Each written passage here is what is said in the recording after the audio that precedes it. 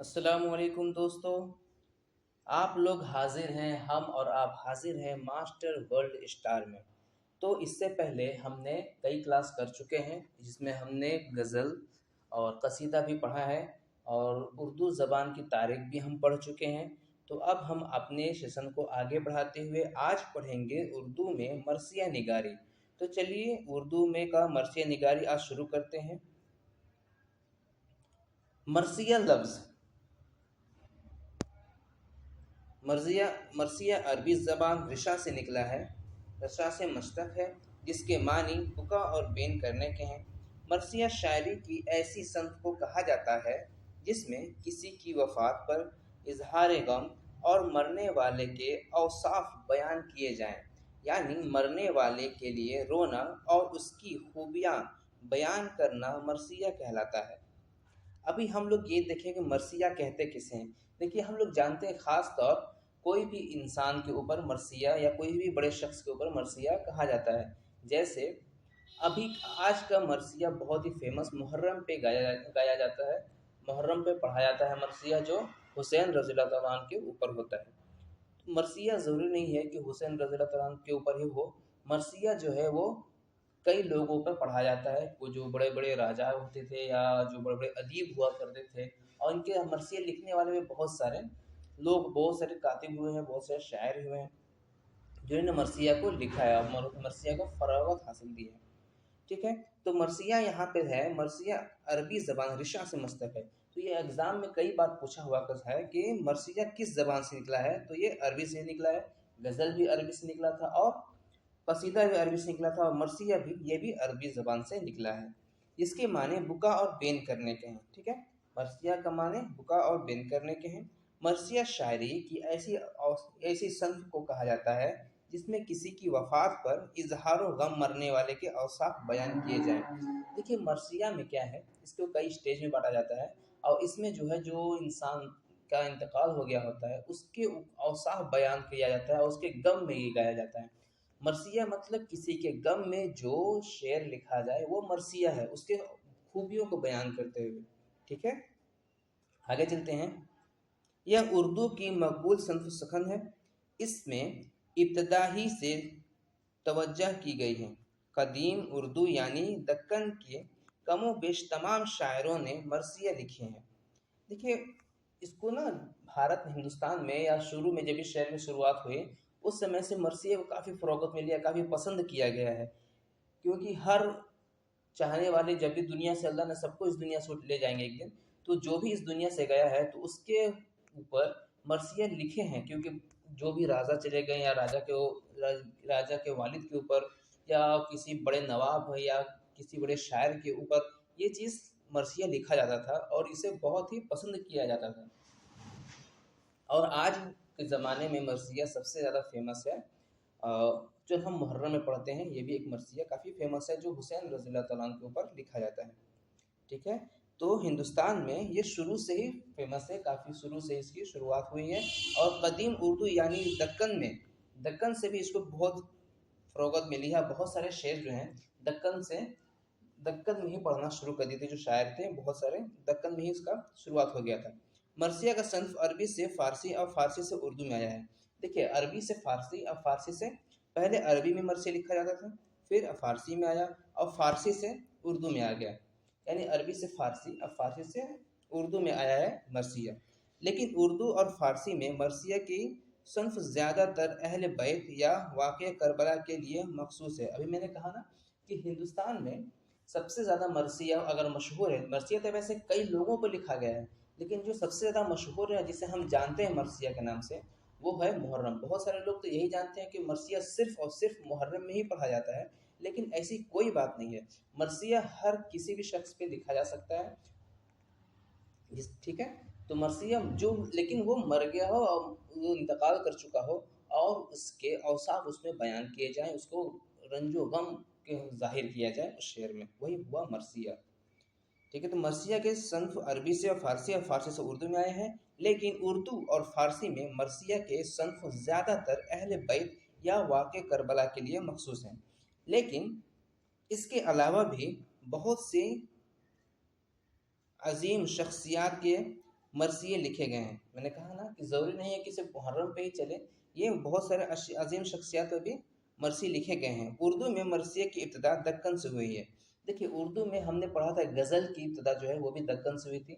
और तो उर्दू में जो है मरसिया वो दक्कन से भी शुरू हुआ है, क्योंकि उर्दू में मरसिया जो है वो कहाँ से हुआ था मरसिया।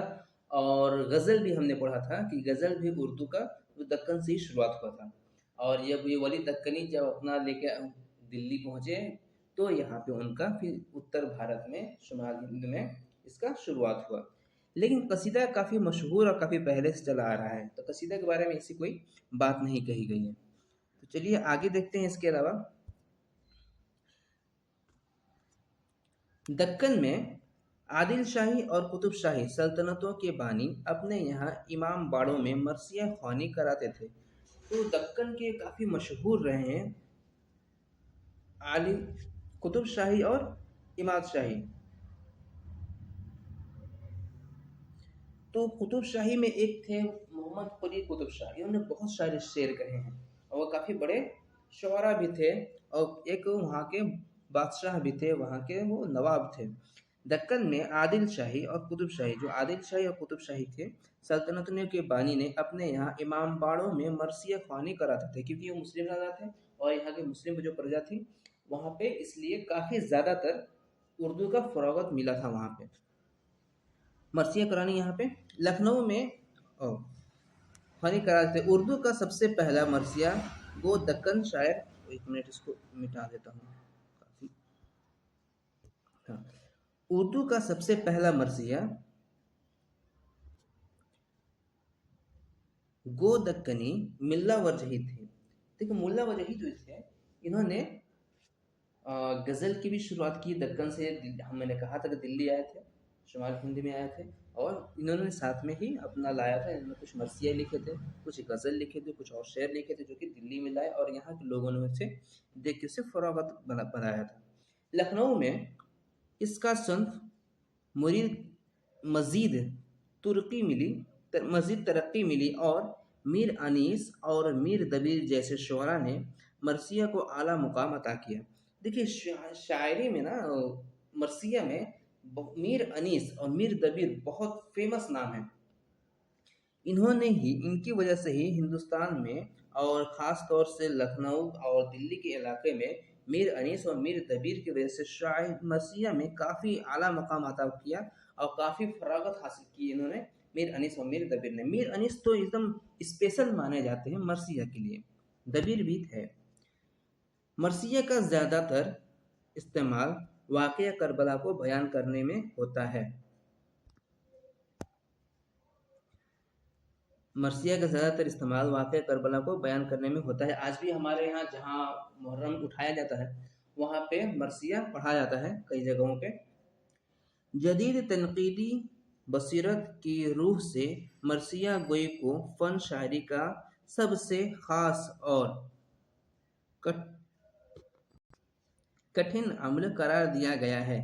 बारीक बिन अफराद जानते हैं कि कई असनाफ सुखन पर फ़न्नी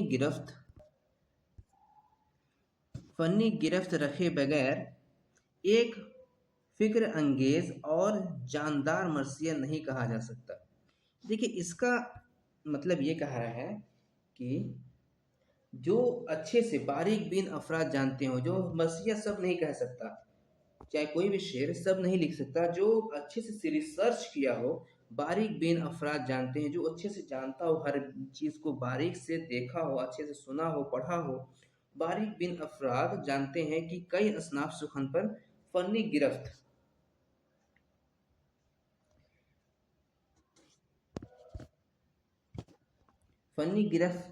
रखे गए बगैर एक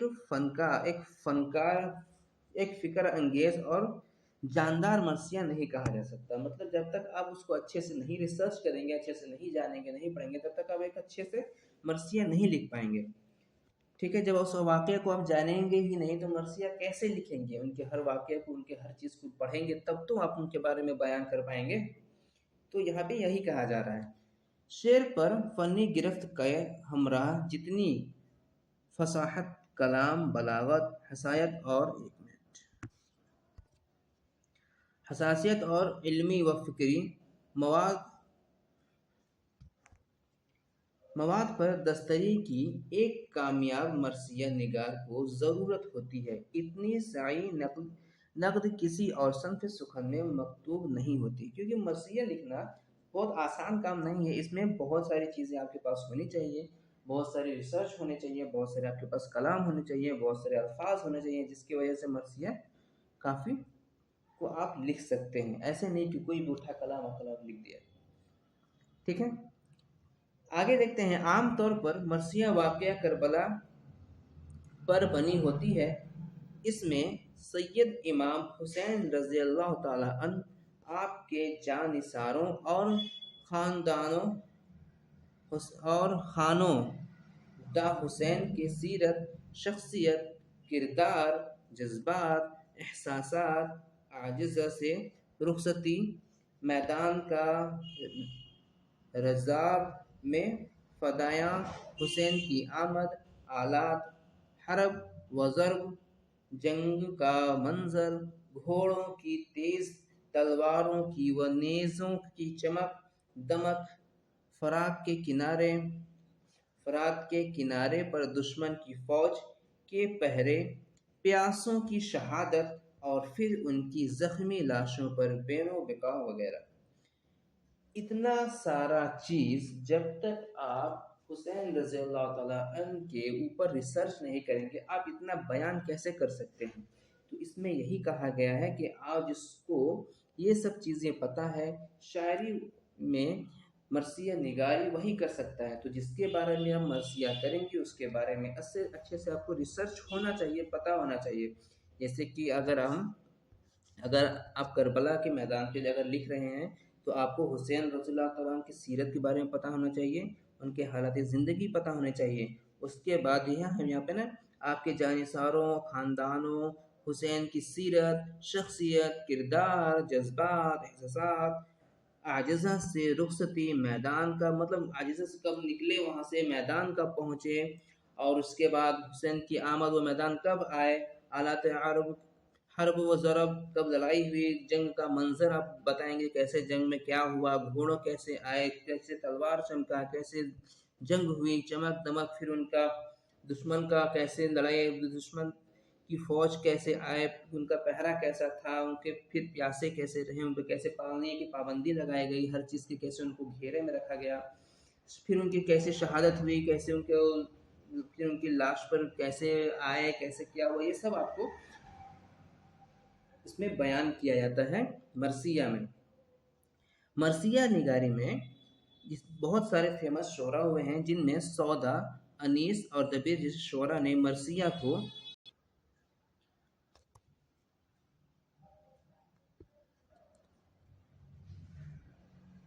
को जिस बुलंदी पर पहुंचाया वह अपनी मिसाल आप है। उर्दू में गैर मजहबी, शख्सी और कौमी मरसिया के भी कमी नहीं है।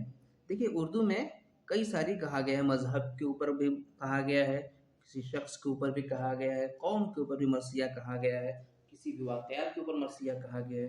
ठीक है, तो शख्सी मरसियों में मरसिया जिन जिन लोगों ने कहा है उनमें हाली, इकबाल, सरवर जहांबादी, चकबस्त और सफ़ी लखनवी के नाम काबिल ज़िक्र हैं। मतलब इन लोगों ने काफ़ी शख्सी मरसिए लिखे हैं।